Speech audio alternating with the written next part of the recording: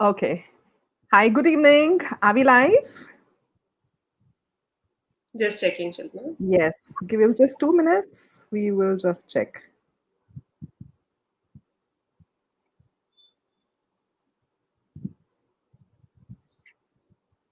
Yeah, we are live. We're live, yes. Hello, everyone. Good evening. I hope you all had a lovely week that just went by and hope everyone is keeping safe.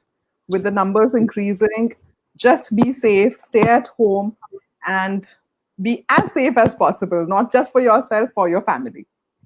So, hi, Vimi. Hi, Shilpa. Hi, So, we're everyone.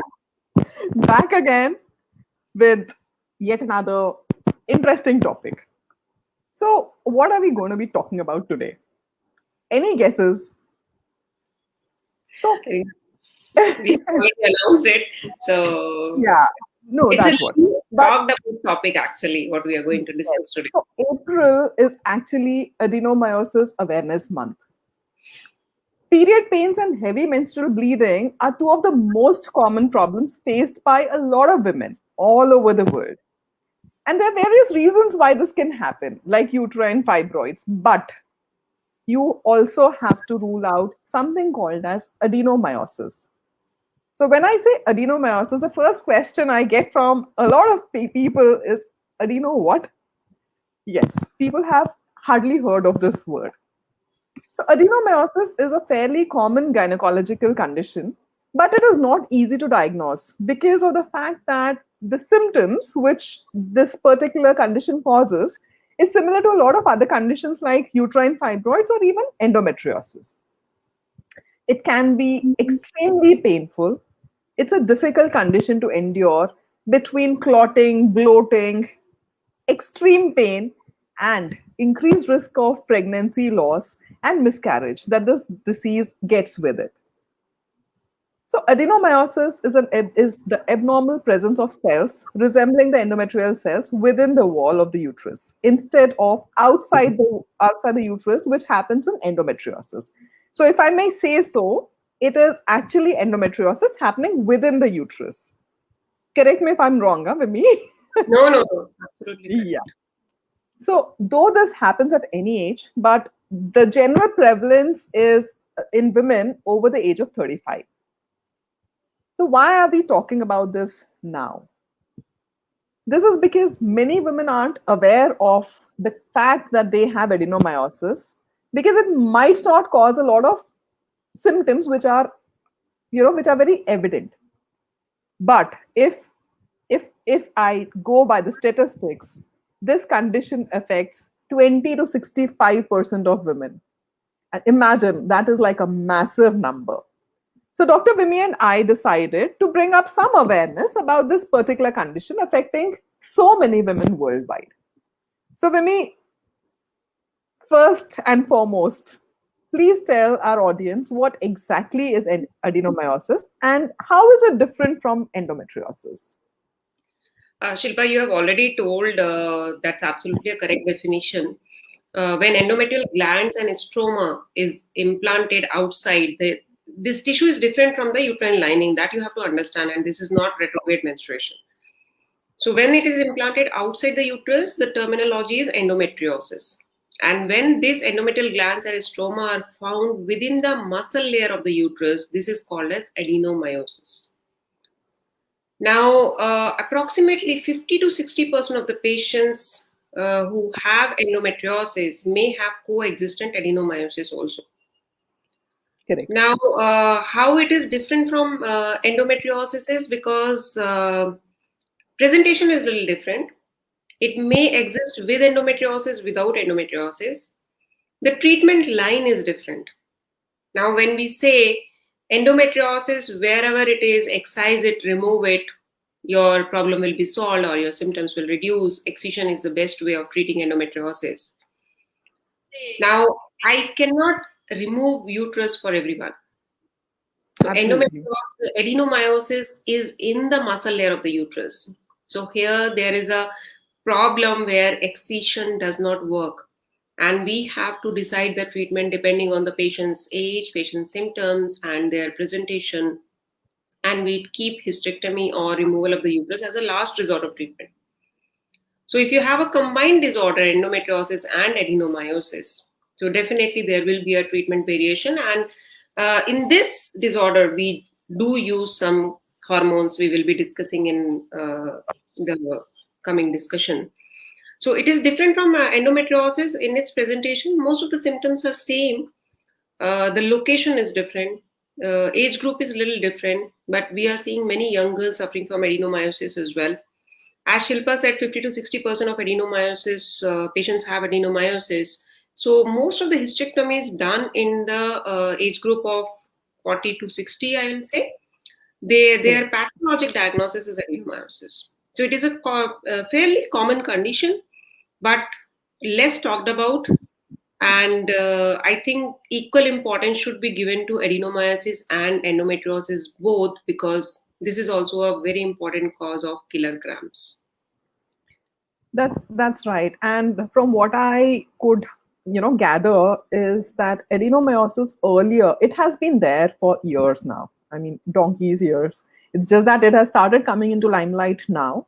But earlier, people only after hysterectomy got to know that there is adenomyosis. Now there are different ways in which people have, the doctors make sure, give the diagnosis of adenomyosis, luckily without doing hysterectomy.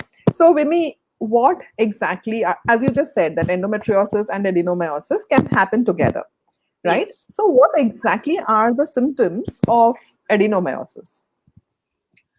Adenomyosis can have a wide range of symptoms. The most common symptoms are painful periods and heavy bleeding. And this painful periods and heavy bleeding is progressive over the years. As Hmm. the years pass by, the size of the uterus increases, the size of adenomyoma or the diffuse adenomyosis, it keeps on increasing with each menstrual cycle, and your symptoms keep worsening. So most common symptom is painful periods and heavy bleeding, also called as menorrhagia. The other symptoms are, if you have diffuse adenomyosis, uterus may be quite enlarged, a feeling of lump or heaviness in the lower abdomen, a ball-like thing you can feel in the abdomen.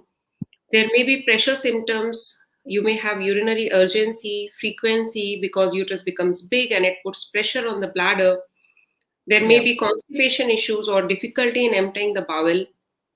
And now, when it is associated with other pathologies like endometriosis, most commonly, then you may have associated symptoms of endometriosis depending on its location, if it is on the bowel or the ureter or bladder, as we have already discussed those symptoms in our endometriosis discussions. The Correct. other symptoms of adenomyosis can be, again, a very important issue in young girls is subfertility or infertility, miscarriages, recurrent IVF failures. So conceiving may be an issue with patients suffering with adenomyosis. So most common symptoms are painful periods and heavy bleeding. Along with that, they may have these associated symptoms depending on the size of the uterus and also the pressure symptoms. That's right. And also, if I may add, mostly patients with adenomyosis complain of pain in the center of the abdomen, where the uterus is, rather than anywhere else. If they have associated endometriosis, then it is a diffuse pain and everything else. But mostly it is the mid abdominal pain which is more prevalent. I mean, I'm telling by experience, and I think a lot of people that I know of have been going through similar issues. Great. So, so how exactly is uh, adenomyosis diagnosed? Is there any specific diagnostic test? Like in endometriosis, we have laparoscopy, which is like a gold standard. Is there something in adenomyosis which is taken as a gold standard? First of all, a proper history and a clinical examination can give us the diagnosis. Hmm. And on examination, there may be slight tenderness when we do the lower abdominal examination or upper vaginal examination. The patient may have tenderness and pain. And if uterus is globularly enlarged, we can feel the size of the uterus. We can make out that it may be adenomyosis.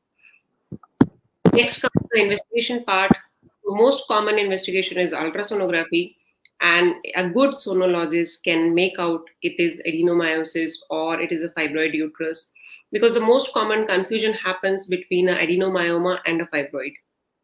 If you Correct. see adenomyoma term, there is a term called as myoma, but this is not fibroid.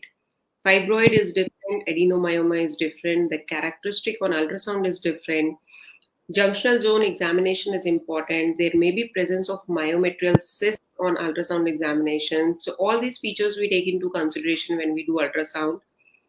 So most of the cases, ultrasound is a very good modality to pick up adenomyosis.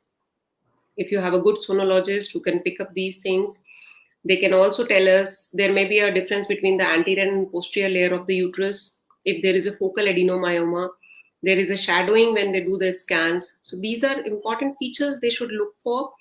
And last but not the least, MRI is an additional imaging modality which can be utilized when ultrasound cannot pick it up.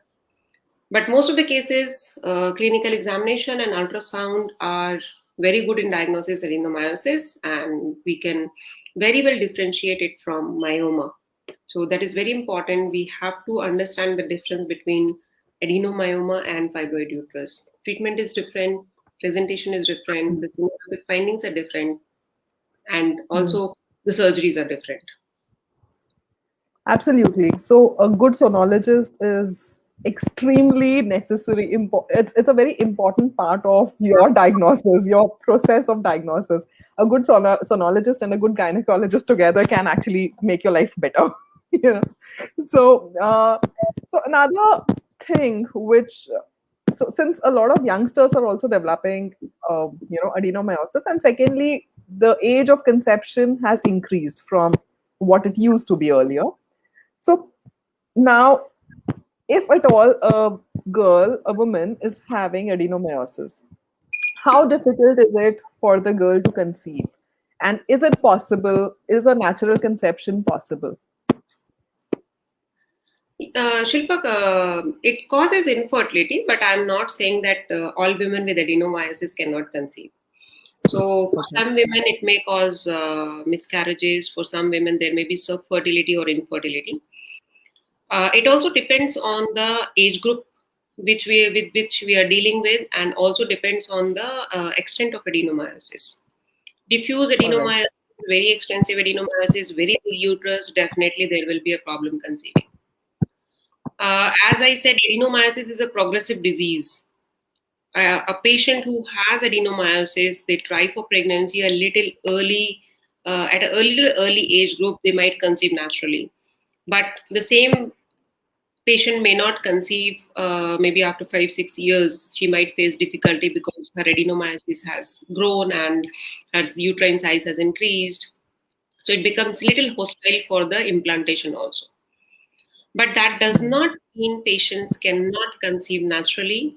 Adenomyosis patients also conceive naturally.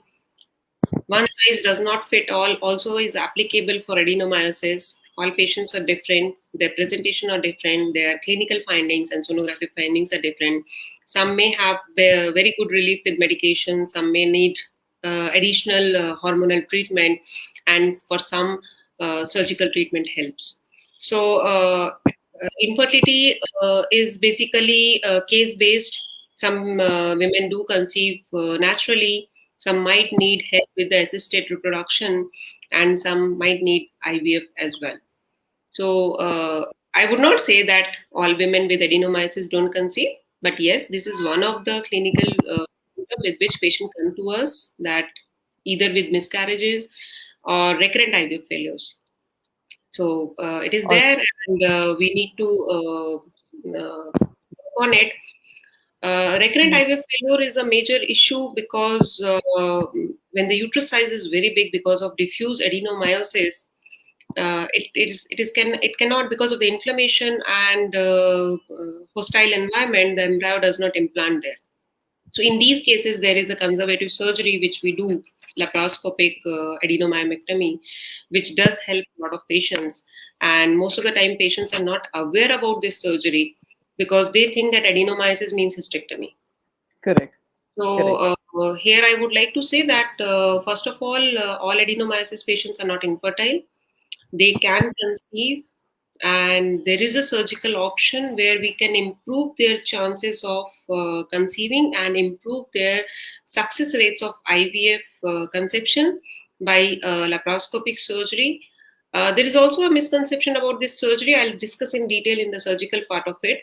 But I would like to tell all our audience that adenomyosis is not equivalent to infertility. So all adenomyotic patients are not infertile; they can conceive. That surely gives a lot of hope to a lot of women out there. Uh, so medically, we'll come to the surgical part later, but medically, what is the course of treatment for a woman with adenomyosis? Shilpa, it is medical treatment is symptom based. The most common symptom is menorrhagia and painful periods. So for Hmm. pain, as a starting therapy for any dysmenorrhea, we start with NSAIDs, simple analgesics, and for heavy bleeding, we give hemostatic agents uh, like tranexamic acid. And if that doesn't work, then we go for the hormonal options. Now, among the hormones, there are oral contraceptive pills, and most of the time, progesterone derivative work very well in these cases. Hmm. On hormones on a cyclical basis or continuous back-to-back therapy for 2 to 3 months. There are depot injections available. The GnRH analogs, which is considered as a big enemy of endometriosis, but in adenomyosis cases, in some cases, it works very well. We do give to some patients. And the newer progesterone derivative like Dinogen, these are all the medical options which, again, we have. It is case based and depending on the patient, we decide. But first, we start with the basic medication, the hemostatic agents, and the NSAIDs, and then comes the hormonal medications. Okay. Uh, so the first line of treatment is the medical line of treatment in which you give medication. If a patient doesn't respond well to those, then what? I mean, I've been through it. So I was put on Marina, and a lot of other people, other women are put on Marina. So is Marina a good option for adenomyosis?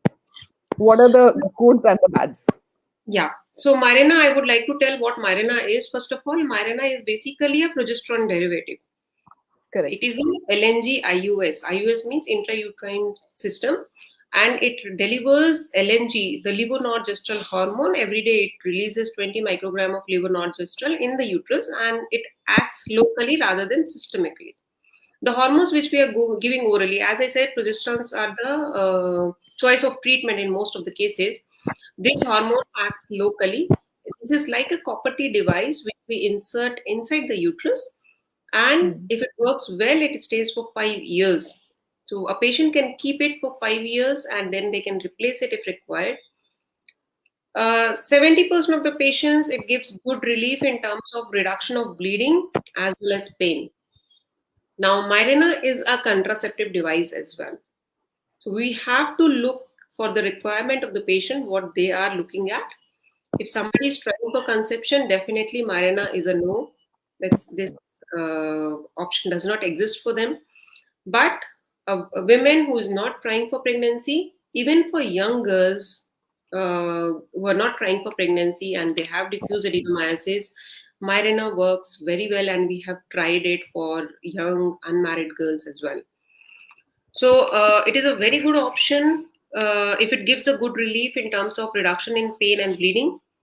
And definitely, it's a very good option for women who are looking at a conservative option and also have completed their families. So, middle-aged group women where they do not want hysterectomy. So, Marina is a very very good conservative option which can be tried before going for a definitive option of hysterectomy.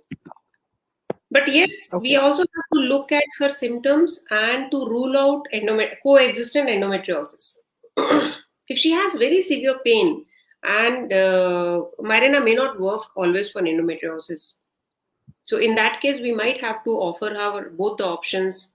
Maybe she wants to keep her uterus, we can excise the endometriosis, and post surgery we can insert Mirena as well.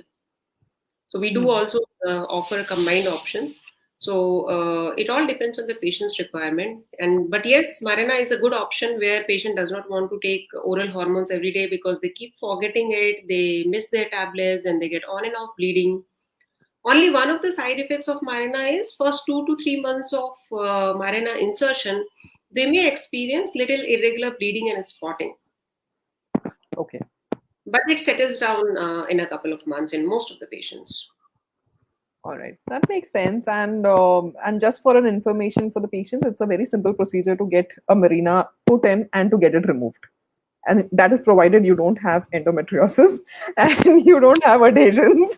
That is like a big uh, it's written in Us.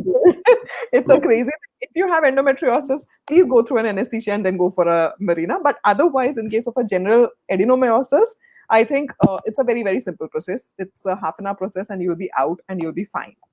So whenever you talk about adenomyosis, to most of the doctors, when you go to a doctor saying that you have this problem and you're diagnosed with it, the first option that the doctor generally says is first option in the treatment that the doctor says is go for a hysterectomy.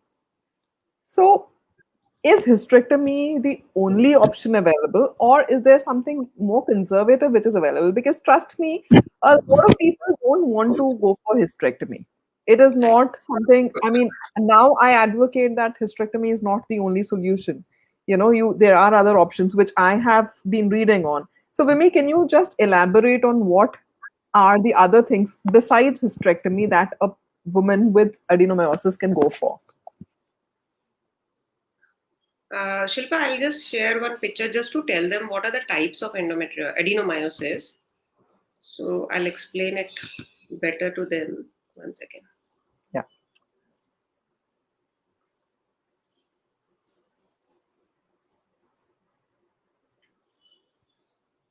I'm just sharing. Huh.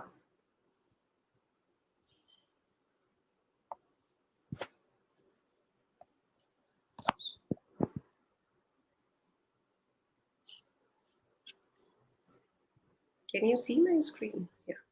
No, No? no.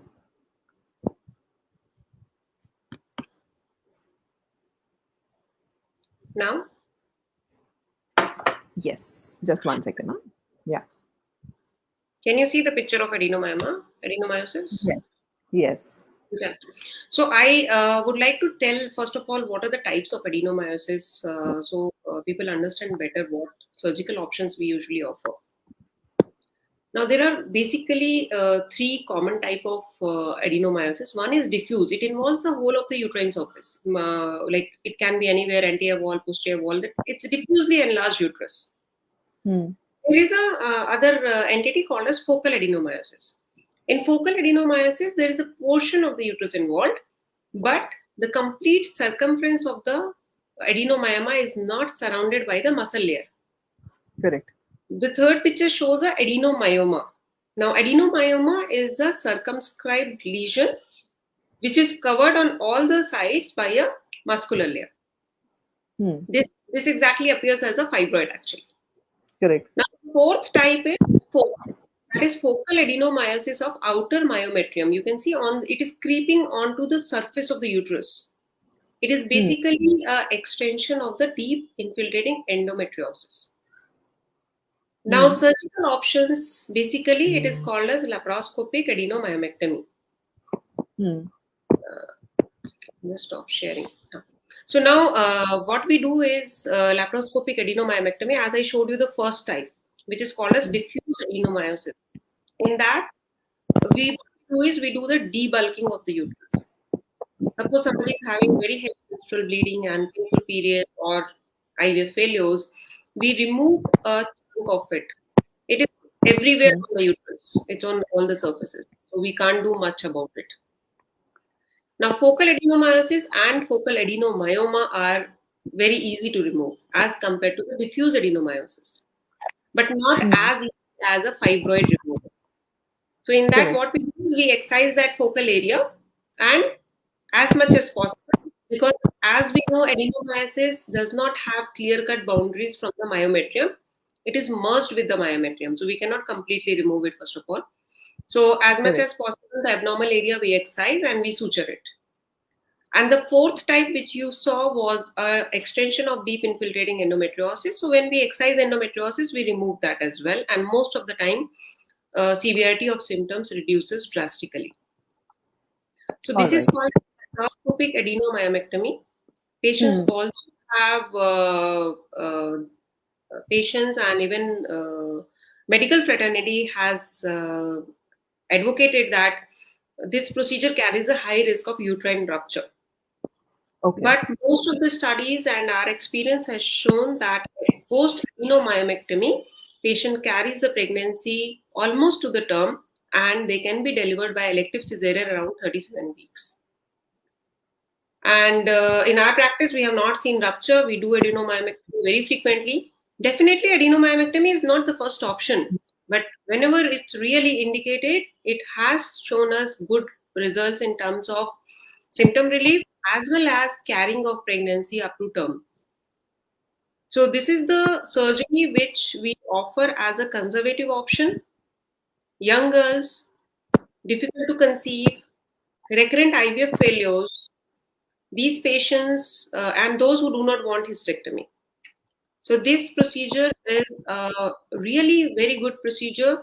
It is almost same as myomectomy, but definitely a little challenging and to the surgeon in terms of technical difficulties, as well as suturing is little difficult as compared to the fibroid uterus. So if suturing Okay. is good, two-layer suturing is usually recommended, and a good adenomyomectomy gives wonderful results. It's a very, very good option. Actually, patients should be aware of this option, especially in young women who are looking for pregnancy. Because Hmm. many times patients come to us and they have been offered surrogacy, and they said you cannot conceive, you can't, you remove your uterus and opt for surrogacy. So they can be given a chance by this procedure.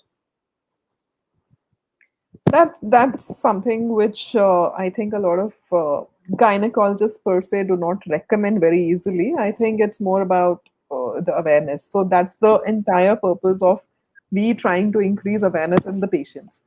So hysterectomy is not the only option. There are certain other options. So the next time you go to a doctor, please ask your doctor about the conservative options. So we have a question, Vimi. Padmini asks, hello madam, please suggest Marina. Is Marina a good option for focal adenomyosis?